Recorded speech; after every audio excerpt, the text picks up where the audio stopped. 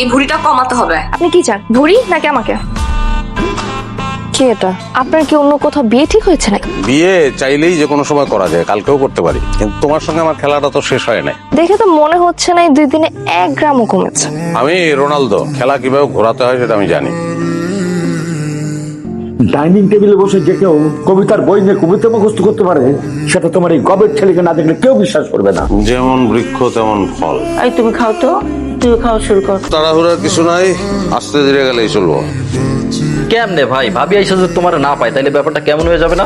পাইবো না কেন? অবশ্যই পাইবো, কিন্তু সে পাওয়ার জন্য তাকে অপেক্ষা করতে হইব, আর খেলাটা ওখান থেকেই শুরু হবে। পরিচয় করে দেই, শান উনি হচ্ছে অন্তু, আর অন্তু ও হচ্ছে Cousin? আরে না না, কাজিন হতে যাবে কেন? ও Shan, we are just friends. Hi. কি ফ্রেন্ড?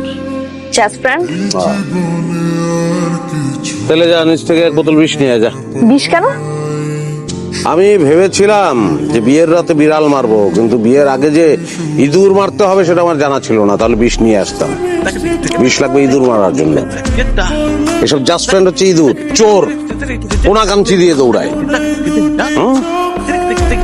এইসব জাস্ট ফ্রেন্ডরা সংসারে ঢুকে কত সংসার, কত সম্পর্ককে যে এলোমেলো করে দিয়েছে তার কোনো ইয়ত্তা নেই। আমার জীবনে একটা লক্ষ্য ছিল যে অন্তত একটা জাস্ট ফ্রেন্ডকে মেরে ফেলবো, এবং সেটা আজকে করব, করার পরে আমরা সেলিব্রেট করবো।